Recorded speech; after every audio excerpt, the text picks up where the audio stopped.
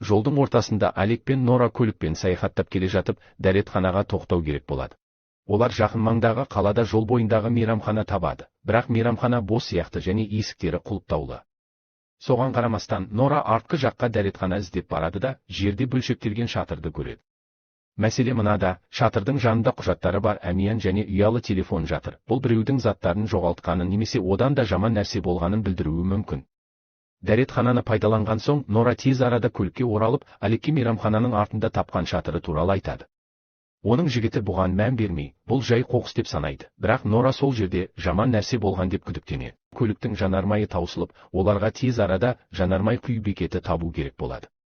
Жолда ерлі-зайыптылар жолдың ортасында көлігі тоқтап тұрған әйелді көреді. Ол көліктің аккумуляторы істен шықты деп ойлайды. Алек дереу көмектесуге ұсыныс жасайды, ал Нора әйелмен әңгіме бастауға тырысады. Алайда әйел Нораның неке жүзігін тақпағанын көріп, ашуланып, олардың неге әлі үйленбегені туралы ыңғайсыз сұрақтар қоя бастайды.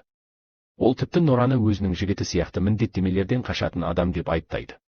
Бұл әңгіме Нораны ыңғайсыз жағдайға қалдырады. Ол Алекке тез кету керектігін айтады.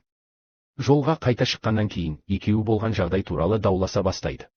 Нора әйелге тоқтап көмектеспеу керек еді дейді, ал Алек әйелдің жай ғана нашар күнді бастан кешіргенін және тек көмектескісі келгенін айтады. Әңгіме тез арада үзіліп, олар асханаға тап болып, тоқтауды шешеді. Ішке кіріп, олар тек кофе мен суға тапсырыс береді, бірақ даяшы бургер мен фри жеуге шақырады. Ерлі-зайыптылар ұсынысты қабылдайды. Тамақтанып отырғанда Алек есептегіште отырған бейтаныс ер адамның теледидарға қарап отырғанын байқайды, бірақ теледидар өшірулі, ал ол гипноздалғандай қарауды жалғастырады. Нора да солай ойлайды, бірақ есепті төлеп, сапарды жалғастыру керек дейді. Ол Алекке есепті төлеуді қалдырып көлікке қайтады, бірақ есептегіштегі адамның жанынан өтіп бара жатқанда, ол Нораға бұрылып, ерлі-зайыптылардың қауіпсіз емес екенін ескертеді. Нора қорқып, Алектен не болғанын сұрайды, бірақ ол болған жайтты жасырып, көлікке қайта оралуды талап етеді. Сапар жалғасады. Алек Нораның есептегіштегі адамға байланысты алаңдағанын байқайды, бірақ Нора бұны елемеуге тырысып, демалатын жер іздейді. Бірнеше метр алға жүріп, олар жанармай бекетін тауып, жанармай құйып, жол сұрайды. Дүкенге кіргенде Алек иесінен түнейтін қонақ үй немесе жатақхана бар жоғын сұрайды, ал иесі жақын маңда шағын үй бар екенін айтып, жолды көрсетеді, және үйдің иесі оларға жақсы баға ұсына алатынын айтады. Алек пен Нора оған алғыс айтып, еш күмәнданбастан сол жерге бет алады.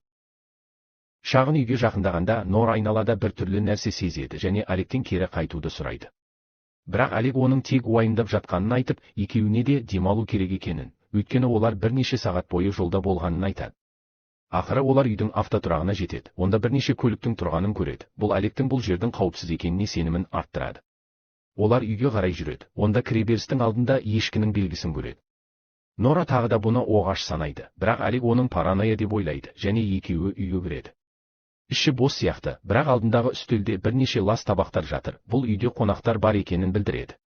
Ерлі-зайыптылар біреуді іздеу үшін екінші қабатқа шығады, сонда бір бөлмені ақтарып жатқан бейтаныс адамды кездестіреді. Ол көп ұзамай өзін үйдің иесі деп таныстырады. Жаңа қонақтарға риза болған үй иесі оларды екінші үйдегі бос бөлмелердің біріне апарамын деп уәде береді. Ол жерге жеткенде, иесі бұл жерді бұрынғы иесі миссис Андерсон шіркеу топтары мен скауттарды орналастыру үшін пайдаланғанын, бірақ ол қайтыс болғаннан кейін өзі әкімші болып, жазда үйлерді жатақханаға айналдырғанын айтады. Әңгіме жалғасады, бірақ Нора сапардан шаршап, ер адамнан демалуға рұқсат сұрайды. Иесі Нораның өтінішіне ренжіп, тек әңгімелескісі келгенін, өйткені мұнда көп қонақ бола бермейтінін айтады. Дегенмен ол ерлі-зайыптыларды бөлмеде жайғасуға қалдырып, есікті тарс жауып кетеді. Алек қызын оның дөрекілігі үшін сөгіп, Нора кешірім сұрап, тек сәл демалғысы келетінін айтады. Алек келіседі, екеуі ұйықтауға дайындалады, бірақ көрші төсектегі жайманың қанмен былғанғанын байқамайды. Түнде ерлі-зайыптылар ұйықтап қалады, бірақ төсек астынан қозы маскасын киген ер адам шығып, екеуінде ұстап алады. Келесі таңда Нора бетінде жаралары бар торда оянады. Ол босануға тырысады, бірақ комбинезон киген, ешкі маскасын киген басқа ер адам таяқпен торды ұрып, Нораны үнсіз болуға мәжбүрлейді. Ол әріптесін шақыруға кетеді, ал Нора тордың жанындағы тасталуға тырысады. Күш салып тасталады, бірақ құлыпты сындыра алмайды.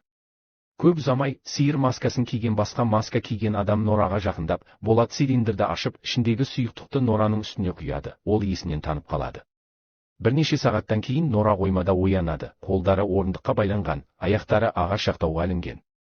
Көп ұзамай қоян маскасын киген әйел пайда болып, Нораның төменгі бөлігіне зат жағады. Нора қарсыласады, бірақ бекер, әйел оны жалғыз, үрейленген күйде қалдырып кетеді. Көп ұзамай басқа маска киген ер адамдар келіп, Нораны орындықтан босатып, доңғалақты арба мен торға қайтарады. Нора айналаны бақылайды. Бұл қарапайым ферма сияқты, бірақ маска кигендер құрбандарына қатыгез тәжірибелер жасап жатыр. Олардың бірінің ағзалары маска киген адамдардың бірімен алынып жатқанын көреді. Ақыры Нора атқора тәріздес камераға жеткізіліп, терезеден Алекті іздейді. Жақын маңда Алек қоймада оянады, аузы түсті таспамен байланған.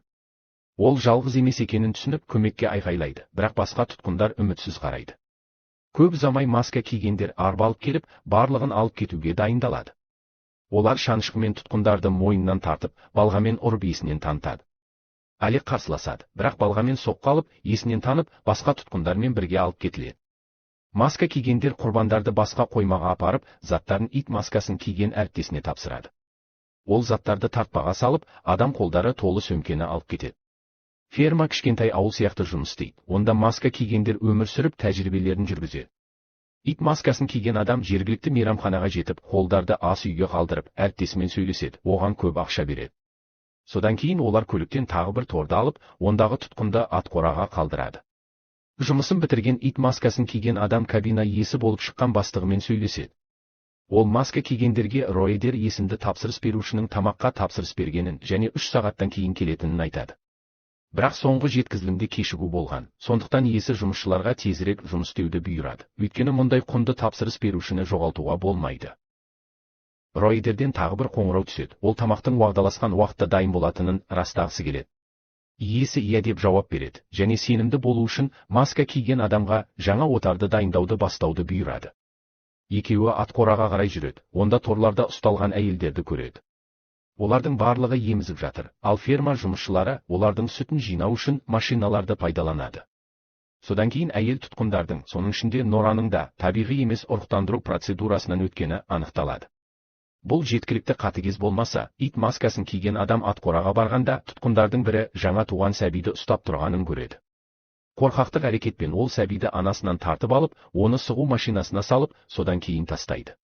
Сәбидің анасымен басқа әйел тұтқындар бұл қорқынышты көрініске жылайды, ал иесі бұған мән бермей, қызметкерлеріне қалған сүтті жинауды бұйырады. Екеуі кеткенде, ешкі маскасын киген жұмысшы қайта пайда болады. Ол Нора мен Алекті кабинаға апарған жанармай бекетінің иесі екені белгілі болады. Ол ферма командасының бір бөлігі және әйелдердің жылағанына қарамастан, ол мән бермей, тек сүт бөтелкесін алады. Бірақ ұлынан айырылған жас әйел аузындағы таспаны шешіп, оған айқайлап, қылмыскер және есі ауысқан деп айыптайды. Бұл адамды ашуландырады, ол барлық кінәні қатыгез адамдарға артады деп жауап қайтарады. Көп ұзамай, ат маскасын киген ұзын бойлы ферма жұмысшысы атқорадан шыққан дыбысты естіп тексеруге барады. Ол кіргенде торлардың бірін мұқият қарап, бастығына жүгіріп барады. Иесінің кеңсесінде ол басқа клиентпен сөйлесіп жатқанда, ат маскасын киген адам келіп, атқорада бірдеңе болғанын ескертеді. Иесі жеткенде ұлынан айырылып, ферма қызметкерімен сөзге келген тұтқынның мойнына таяқ байланған күйде өлі жатқанын көреді. Иесі бұған қатты ашуланып, ең құнды тауарларының бірін жойған үшін қызметкерді жазалауға маска кигендерді жібереді. Осы уақытта Нора әлі камерасында, ол екінші жақтан әйелдің ентігуін естиді. Терезеден қарағанда ол басқа тұтқынды көреді, және онда не болып жатқанын, қалай қашуға болатынын сұрайды. Бірақ жараланған жас тұтқын бұл жерден шығудың жолы жоқ екенін, ол осы түстегі өмірде ұзақ уақыт болғанын айтады. Ол барлық әйелдердің иесіне сүт беру үшін пайдаланылатынын, оларға табиғи емес ұрықтандыру жасалатынын айтады. Алайда ол енді бала көтере алмайтынын түсініп, осы азаптан құтылу үшін өлуді ғана армандайды. Мұны естіген Нора үмітсізденеді, бірақ Эшли есімді басқа жас тұтқынның айқайын естіп, басқа тірі қалғандардың бар екенін түсінеді.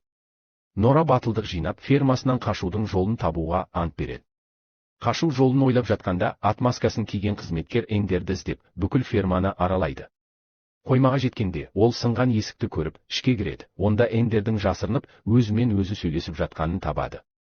Маска киген адам жақындағанда, Эндер өз құрбандары туралы айтып, тұтқынды өлтіргісі келмегенін, бірақ оның ашуландырғаны үшін жазалау керек болғанын қайталайды. Дегенмен маска киген адам оны бастығына апарады. Иесі Эндермен бетпе-бет келіп, неге жанармай бекетінде қалмағанын сұрайды. Жаза ретінде ол үй жұмыстарын істеуге бұйырылады, және қателіктер жібермеу үшін оны үнемі бақылап отыру керек. Оның алғашқы тапсырмасы тұтқындарды тамақтандыру. Ит маскасын киген адаммен бірге ол ас үйге барып, қорқынышты қозы етінен жасалған тамақты алады. Олар тамақты торлардың алдына шошқаларға бергендей тастайды. Бірақ Алектің тамағын беруге келгенде, Эндер бәрін жерге түсіріп алып, жазаланудан қорқып қашып кетеді. Эндер бассейнге қарай қашып, жақын маңдағы жылыжайда жасырынуға тырысады. Соған қарамастан, маска киген адам оны тауып алады, бірақ Эндер тағы да қашып, өзімен бірге гүл құмырасын алады. Оны қуып келе жатқан адам ас үйде, иесінің жанында тауып алады. Эндер бастығына ештеңе болмағандай кейіп танытып, оған банкетке арналған орегано дәмдеуші бар вазаны ұсынады.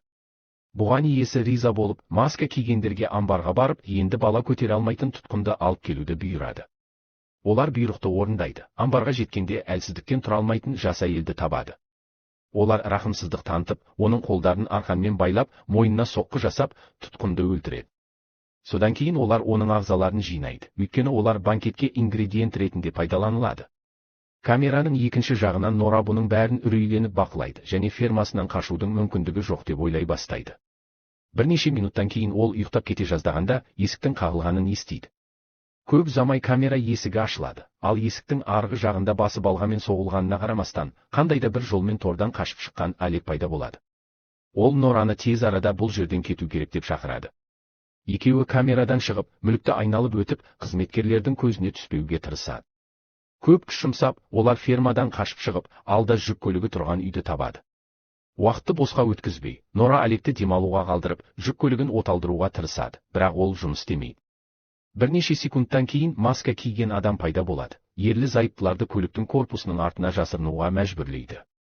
Адам жүк көлігінің есігі ашылғанын байқап, айналаны тексереді, бірақ Алек пен Нора уақытында жасырынады. Ол іздеуді жалғастырады, бірақ алыстан дабыл дыбысын естіп, не болғанын тексеруге кетеді. Осының арқасында Нора мен Алек қашып, шығу жолын іздейді. Олар шіркеу сияқты көрінетін үйді табады. Ішке кіргенде, қабырғада әулиелердің суреттері бар екенін байқайды, бірақ олардың барлығы фермада көрген маскалармен жабылған. Сол сәтте Алек терезеден қарап, маска киген адамның сыртта өтіп бара жатқанын көріп, Норамен бірге жасырынуға асығады. Сиыр маскасын киген адам орындыққа отырып, үнсіз дұға оқи бастайды. Ерлі-зайыптылар оның алаңдағанын пайдаланып қашпақшы болады, бірақ маска киген адам жақын маңда біреудің барын сезіп, қашқындарға қарай жүреді. Алек жараланған және дұрыс жүре алмайды, Нора оған көмектесуге тырысады. Өкінішке орай, олар алда аюға арналған қақпан барын байқамайды, ол Алектің аяғын қысып алады. Сол кезде маска киген адам шіркеу қоңырауын соғып, әріптестерін тұтқындардың қашып жатқаны туралы ескертеді. Ол ерлі-зайыптыларға қарай жақындайды, Нора қақпанды босатуға тырысады, бірақ маска киген адам жақындаған сайын, ол Алектен кешірім сұрап, оны жерде қалдырып, далаға қашады. Кетер алдында ол соңғы рет қарап, тағы бір маска киген адамның пайда болғанын, екеуінің жерден ауыр тас көтеріп, әлсіздіктен тұра алмайтын Алекке қарай бұрылғанын көреді. Алек ешқандай қарсылық көрсетпейді, оның басы таспен жаншылады. Алыстан Нора бұл қорқынышты көрініске жылайды, бірақ алға жылжу керек және көпірге қарай жүгіреді. Көпірдің арғы жағында ол атқоралардың бірін тауып, қабырғаның артына жасырынады. Сол сәтте иесі Эндермен бірге пайда болады, бақытына орай, екеуі де оның барын байқамайды. Нора торда әлі тірі тұтқынды көріп, оған жүгіріп барып, қалай қашуға болатынын сұрайды. Ол тұтқындарды тасымалдайтын автобустың кілттері иесінің үйіндегі шкафта сақталатынын айтады. Нора оған алғыс айтып қашып кетеді, бірақ Нора атқорадан шыға салысымен, Эндер мен иесі оның қашып бара жатқанын көріп, қайда бара жатқанын біледі. Сырттан Нора иесінің үйін іздеуге тырысады. Сол кезде маска киген әйелдің жақындап келе жатқанын көреді. Уақытты босқа өткізбей, ол пластик пакеттегі денелердің арасына жасырынып, қызметкердің назарынан тыс қалады.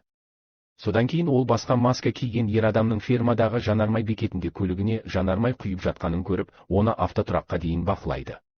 Жеткен кезде Нора шелектегі балғамен құралды көріп, ойланбастан құралды алып, маска киген адамға жақындап, оның басына ұрады. Адам есінен танып құлайды, бірақ басқа маска кигендер жақындай бастайды. Нора асығыс көлікке отырып, олар жетіп қалғанда көлікті іске қосып, қоршауды толық жылдамдықпен бұзып өтіп кетеді.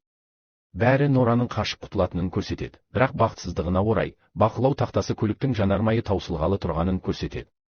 Көп ұзамай көлік баяулай бастайды. Нора көліктен түсіп, жаяу қашуды жалғастыруға мәжбүр болады. Ас үйге жеткенде, үшеу маска киген адам әлі де оны қуып келеді. Нора үмітсіздікпен жертөлеге жүгіріп, шығу жолын табады және есікті ашуға тырысады. бірақ маска кигендер көп ұзамай жетіп, оны кері тартуға тырысады. Ол әрең дегенде шығуды ашады, бірақ маска кигендердің бірі қолын созып, аяғынан ұстауға тырысады. Бақытына орай, Норада әлі құрал бар еді. Ол онымен адамның қолына ұрып, оны босатуға мәжбүр етеді. Ас үйден шыға салысымен, Нора өзі қамалған амбарды көріп, автобустың дәл жанында тұрғанын түсінеді. Көліктен қашпас бұрын, ол камераның есіктерін ашып, Эшлидің бірге қашуына мүмкіндік береді.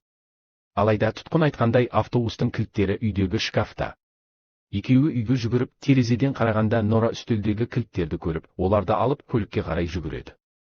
Ақыры Нора мен Эшли автобусқа отырып кетуге дайындалады, бірақ орындықтарға қарағанда фермадағы барлық маска кигендердің оларды күтіп тұрғанын көреді. Бірнеше сағаттан кейін иесі, қозы маскасын киіп, барлық қызметкерлерімен үстел басында жиналады. Олардың алдында Нора мен Эшли бар күштерін салып қашқанына қарамастан, ұсталып, енді негізгі тағамға айналған.